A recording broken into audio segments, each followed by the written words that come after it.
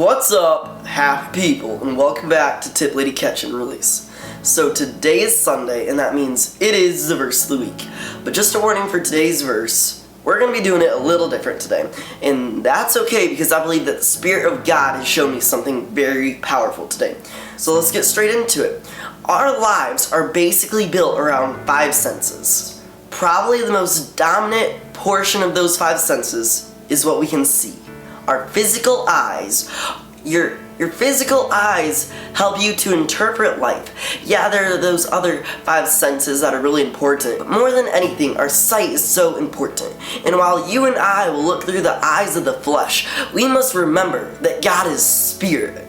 And there's a spirit world where angels are involved with our daily activities, with the activities of God's kingdom, and we don't see those with our fleshly eyes. And so things are always happening. Things are always going on in the spiritual realm. And well, we really just don't see those things going on. We don't see what's really going on behind the scenes. We really don't see what God is really up to. And so it's really easy to get down because of what we see. But it's really what you don't see that makes the biggest difference. Because you don't often look with the eyes of the Spirit unless God reveals something, shows something, speaks something to you. So we have to pray for spiritual sight. We have to believe to be able to see with the eyes of the Spirit. Here's what Paul spoke of them as. And don't try and quote me here or try and find this verse, because I'm just kind of paraphrasing here. But Paul says in the ZTV, the Zayden Tiplady version, he says, "The eyes of our heart must be enlightened. We must be given spiritual understanding from God.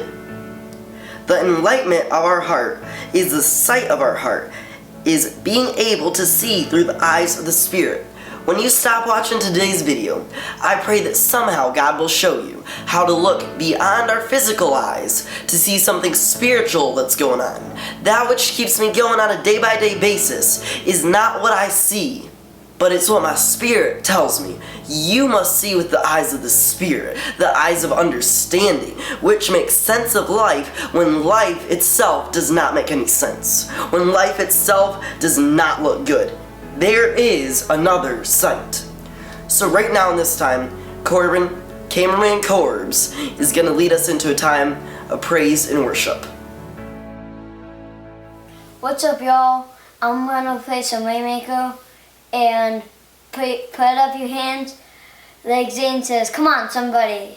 Let's give some worship to the Lord. Here we go.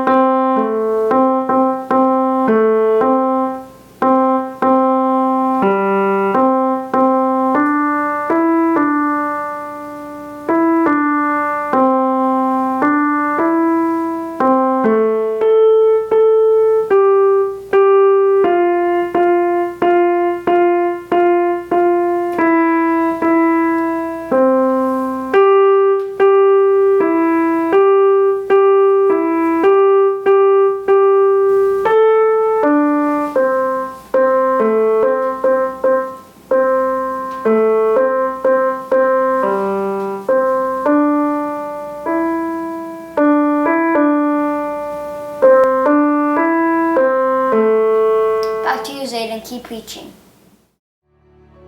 Wow, thanks Corbs, that is such a great song. But now let's get back to the word from God. And y'all have to understand something. That sometimes I don't see the situation correctly, so I call it not enough. But if I would see it like how Jesus sees it, it would instantly become more than enough for what he's calling me to do. Because even when I don't see it, he's working.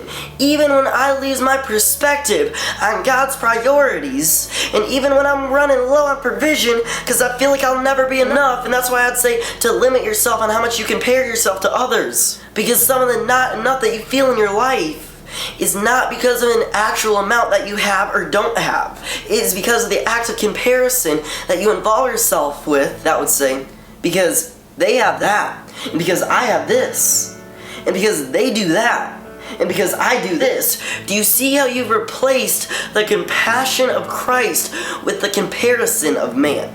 And when you replace Christ's compassion with man's comparison, when you step outside your calling, whatever that may be, whenever you step outside of what God has given you and assigned you to do in your life, you begin to see things as the crowds do, not God.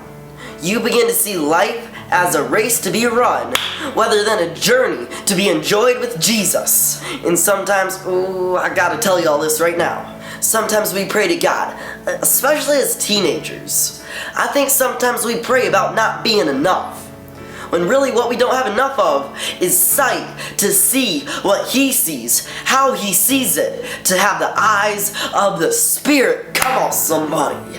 Understand what I'm trying to say here. You're letting one thing lead to another thing, lead to another thing, until you let a situation that is not enough. And I'm not trying to butter it up here, because there are going to be some things in your life that are not enough.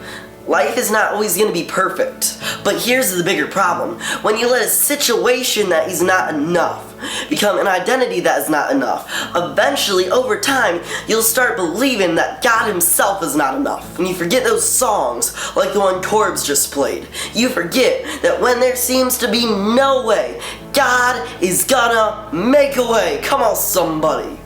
You know what? I did today's verse a little backwards. And that's okay, because what God has been teaching me in my life recently is that I can't box him into thinking that I just have to do stuff one way. I just have to do these videos one way. I just have to do that one way. I can't box God in to my thoughts. But I'm going to talk about this next week, so I shouldn't tell y'all too much about that. But he's teaching me that there's another sight.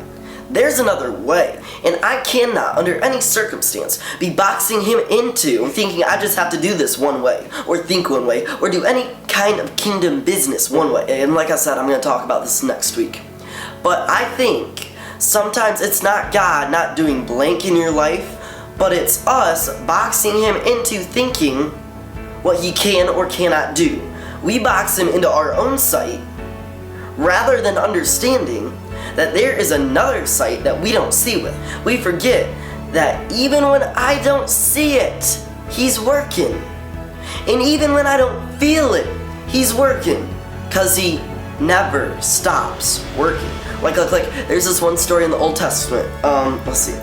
Yeah, 2 Kings 6, 15 through 17. Now, this is a really cool verse, and I'd encourage y'all to go read that whole chapter later this week, but this is what I got time for today. It's where the prophet Elisha, can I preach? The prophet named Elisha sends his servant out to check for the enemies sometime in the morning. The servant comes back and says, "We're outnumbered. We're in trouble. There's more than them than there are of us." But then Elisha says, he goes, "You know what? He's not seeing this right." And God's saying over you today, you're not seeing this right. You keep thinking that he has to do your miracle, or whatever that may be going on, one way. But God says, you're looking at the wrong map. You keep pulling up your calculator. You keep doing your math. But I got news for you, and it may not always be 2 + 2 = 4. It may not always seem like the right situation, but God's gonna do it his way, for his glory, for his honor, and his praise. Oh, come on, somebody, and give him some praise today. You're not looking through the eyes of the Spirit, y'all. You're not seeing it how God's seeing it, y'all. you're not seeing it through the eyes of the Spirit, y'all. And because you don't know what to do or how to do it or what to do it with, I'm preaching for somebody today. I want you to know that if you're where He put you, then you have what you need. It may not feel like it may not look like it may not look right in the eyes of the world, but when it looks like I'm surrounded by Him. I'm surrounded by God. And that which keeps me going on a day-by-day basis is not what I see, but it's what my spirit tells me is going on. Y'all gotta start seeing with the eyes of the Spirit, the eyes of understanding, which makes sense of life when life itself does not make sense. Y'all, the word for this week is there is another sight. Come on, somebody, and give God a shout of praise, for He and He alone is worthy of it all.